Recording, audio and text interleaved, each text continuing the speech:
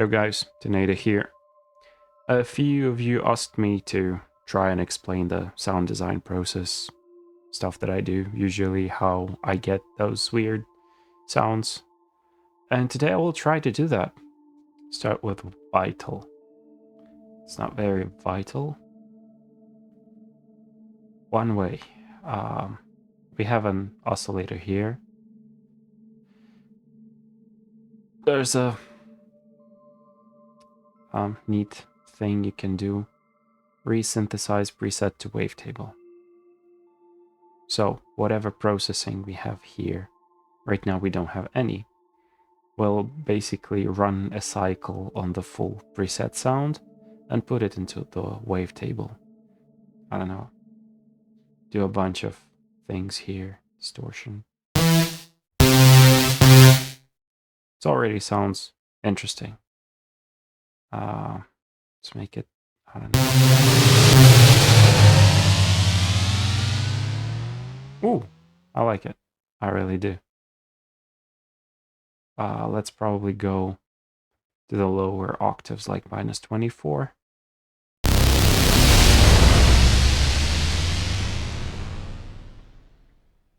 Boom.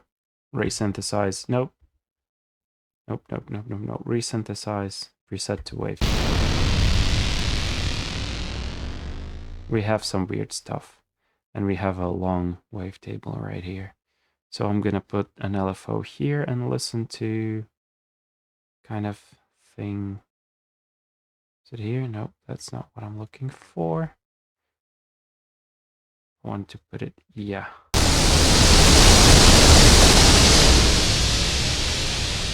Oh, and let's disable these things so that we have only the wavetable itself.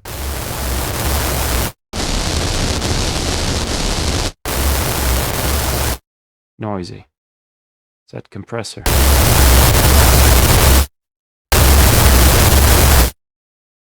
I can hear there is an underlying tone, like the root note, not note, partial, I don't know how to call it, frequency, main frequency of this whole thing.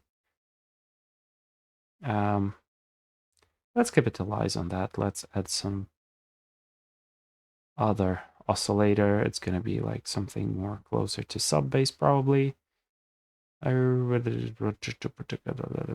Basic shapes. Yes, we have those. F sine wave. Got it. Where's the level? Level is here. Let's adjust it.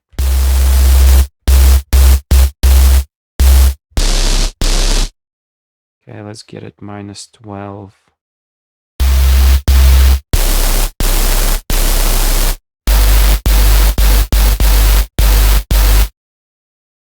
Kinda something like that, but I want distortion here. I want the filter post.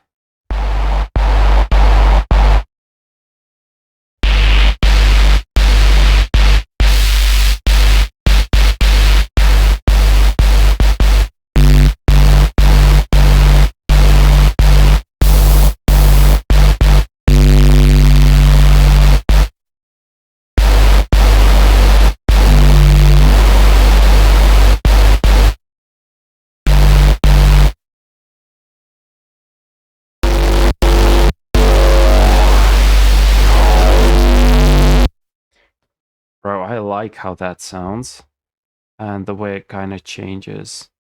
Maybe I should have this thing slower, like, I don't know.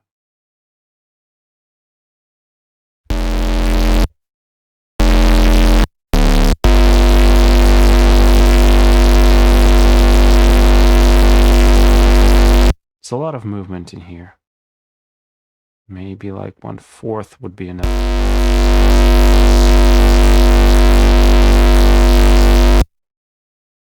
What if we make a few voices like...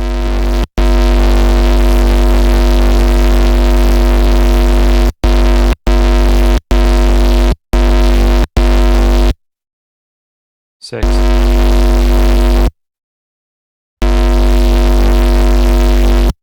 What am I changing? There's nothing here, dude. Should be there.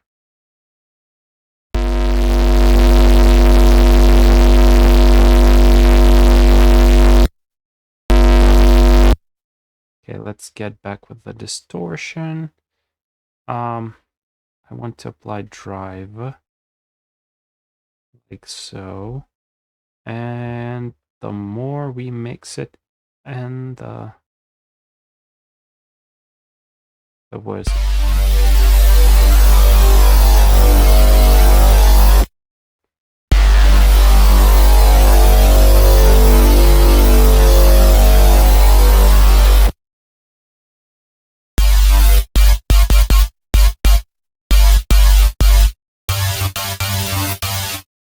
Minus 24. I don't like it anymore.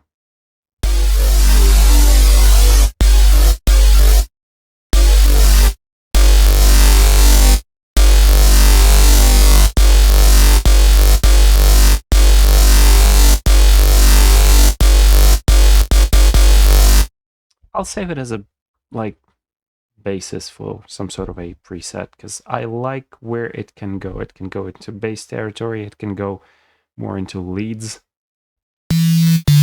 But okay, with less focus on the sub.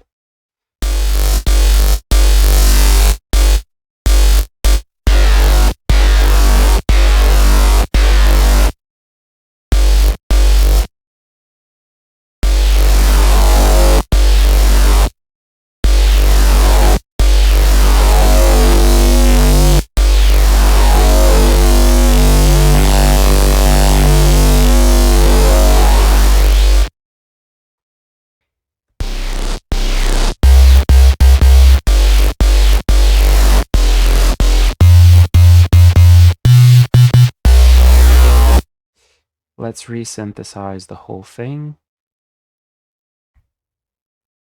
to this one thing. Yeah, and let's get rid of compressor, distortion.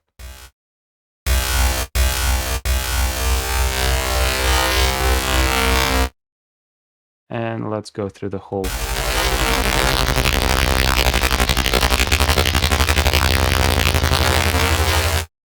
Let's make it faster as well.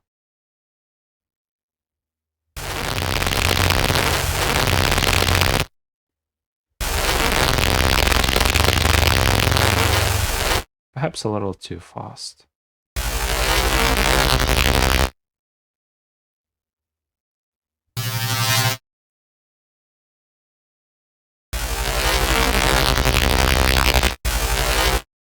Okay, that's going to be our starting note. So as you can see, first way, easy. We process inside the synth itself and resample back to the wavetable. Next way, we have our vital, we have our sound. We route it to some mixer track. And from there, the magic begins. I want some... Oh, I know. After we have sorted our lower end, let's mess it all up with some multi-effects like Tornado. That's a good one. I like multi-effects. I like them a lot, especially those that have randomize button. Go to Dictator. I randomize the whole thing here. Just basically the automation paths for these 8 effects. Oh, that looks decent to me. Good enough. I close the Dictator. I randomize the effects now. Ah, I'm sorry, I forgot. I need to... Yeah. This should be automated as well. Not the randomize button, but the Dictator flow. So, when this thing goes here, you can see all the parameters change.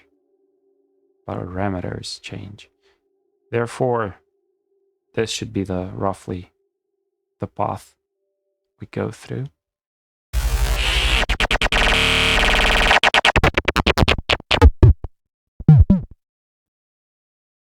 Not very entertaining. Let's randomize some more.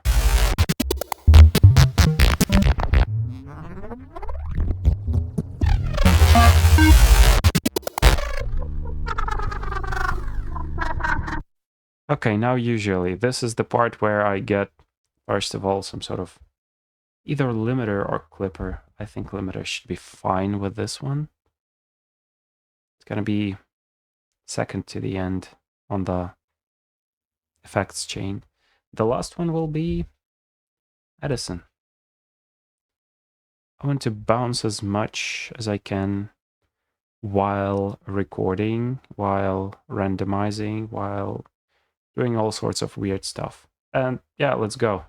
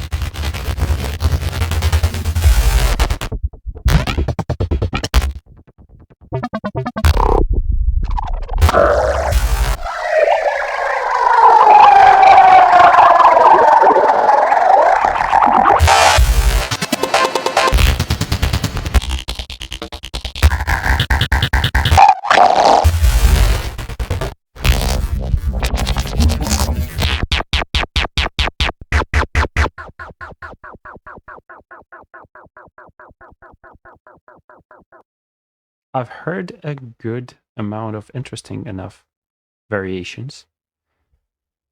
So the next logical step would be just go through all these sounds, cut them up, pick the best ones, the ones that I like the most, and put them here into folders. Let's go to the next effect. Next one that I really, really, really like, and I think it's a bit of underrated, or maybe it's just way too old for people to use it. But weirdly enough, in FL Studio, I am able to use it still. It's called Fragmental. This guy. I can find any sort of preset. Basically, it's also a multi effect. And the outputs of each of these effects are connected with these weird kind of matrices, and the signal flows the way you put these in the sequence. So some are parallel, some are sequential. Yeah, it can get quite crazy very fast. So let's just go and play with that.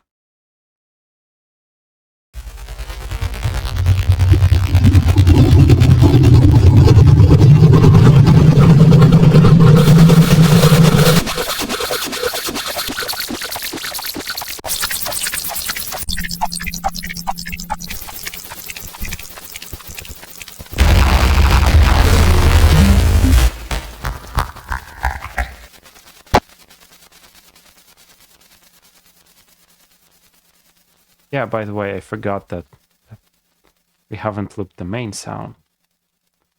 It's kind of interesting. Okay, let's continue then.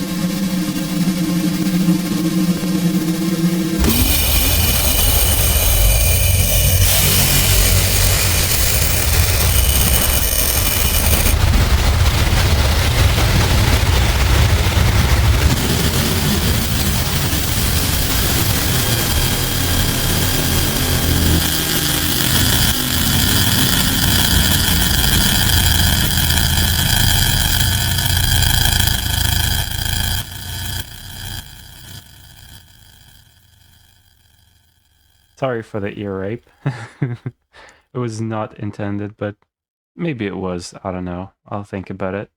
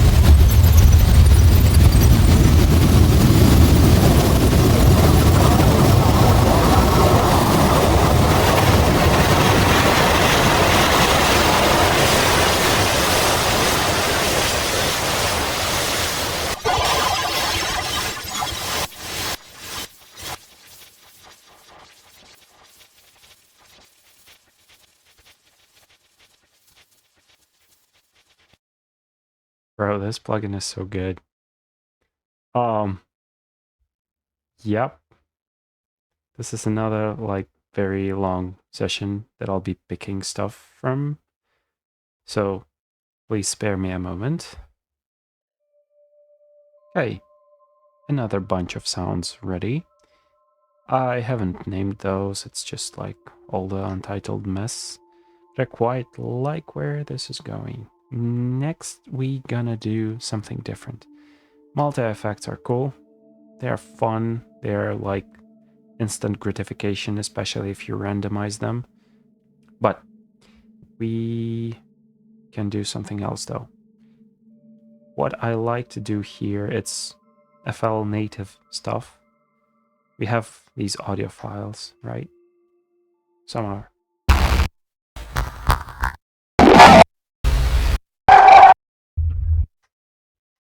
more interesting than the other ones.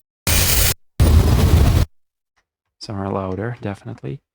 But there's one thing we can time warp sample and pitch correct sample. These are two different plugins in FL Studio. I like the time warp thingy. It's new time.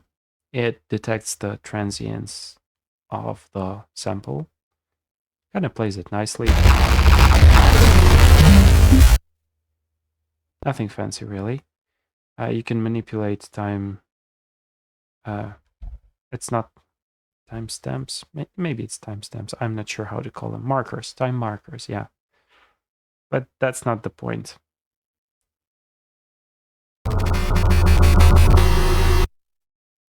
Point is, I think it's called scrubbing. Basically, when you manipulate the playhead of the plugin to extract the sonic palette of what it sees at any given moment of time. And like new time sounds different from new tone. New tone is pitch correction, new time is time correction. They operate on different algorithms. Therefore, whatever we manipulate here with the playhead will sound differently. What I like to do is just play around, scrub a little bit here and there, and just record what I'm hearing. Oh, by the way, I forgot. This thing is on master while we are recording on the first channel. We should do it differently. We don't need a limiter. We don't need this Edison. We need to put Edison here instead. Yeah. Now this guy will detect whatever is going through. master.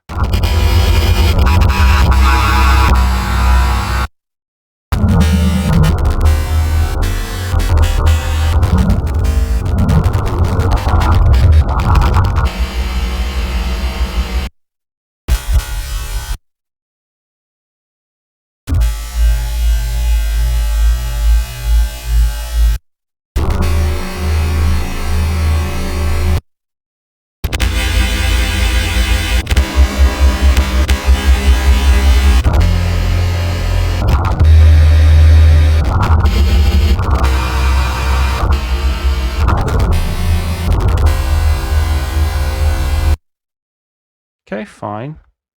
Let's, just for the sake of comparison, is it this sample? Yeah, it's this one. Let's try and pitch correct it now. We have all these pitches.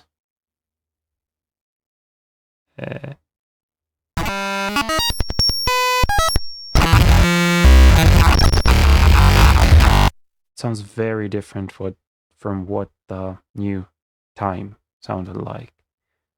Well, let's grab some more.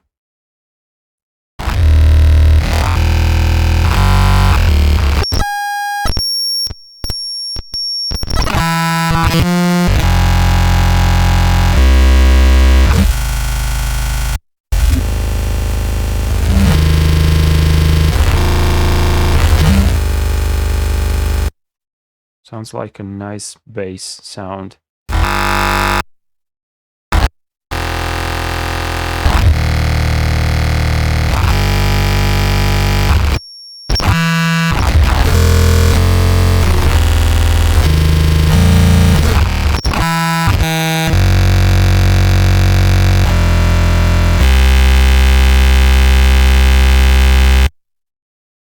Okay, that's also pretty nice.